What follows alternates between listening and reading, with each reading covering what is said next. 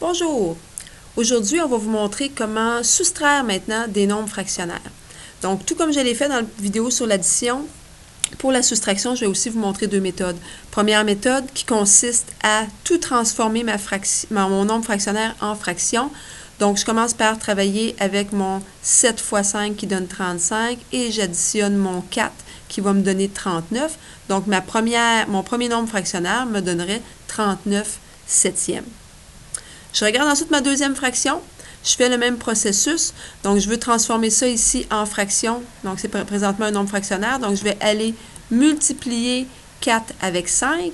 Ça me donne 20. Et j'additionne ensuite les 3 qui sont au-dessus pour me donner 23 cinquièmes. Ensuite, ça devient comme les soustractions que tu es habitué de faire en classe. Donc, tu dois mettre ça sur le même dénominateur.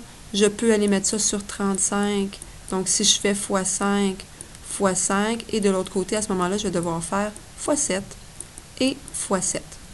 Ce n'est pas des calculs qui sont faciles à faire mentalement, c'est pour ça des fois que je préfère la deuxième méthode que je vais vous montrer juste après. Donc 39 fois 5, si tu veux faire ça mentalement, bon, tu pourrais l'arrondir à 40 et après ça, enlever ce que tu as mis en trop. J'ai déjà fait les calculs pour toi. Donc ça donne 195 35e pour la première fraction et la suivante va donner 161 35e. Maintenant, on va faire une soustraction. Donc, une fois qu'ils sont sur le même dénominateur, je regarde le numérateur et je fais 195 moins 161 qui va me donner 34.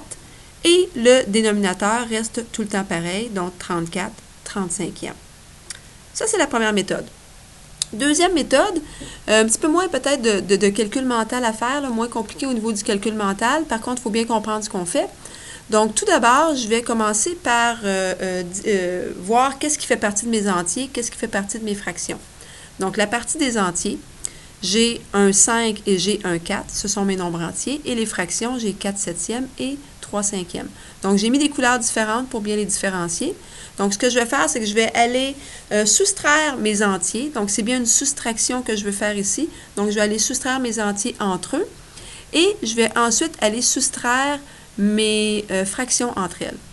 Maintenant, tu pourrais te demander pourquoi est-ce qu'on a mis un plus ici et pourquoi c'est pas un moins. Bon, quand tu as un nombre fractionnaire, en fait, 5 et 4 septièmes, c'est la même chose que 5 plus 4 septièmes. Donc, ça veut dire que c'est comme si j'avais additionné mon entier à ma fraction. Même chose pour l'autre. Quand j'ai 4 et 3 cinquièmes, c'est 4 plus 3 cinquièmes. Ce qui veut dire qu'entre mes entiers qui sont ici et mes fractions qui sont juste après, je veux les additionner ensemble.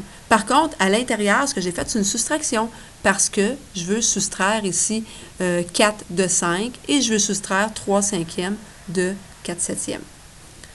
Donc, si on continue, on va aller voir, 4 moins 5, combien ça donne? Donc, 4 moins 5 donne 1. Et ensuite, je vais aller mettre mes fractions sur un même dénominateur.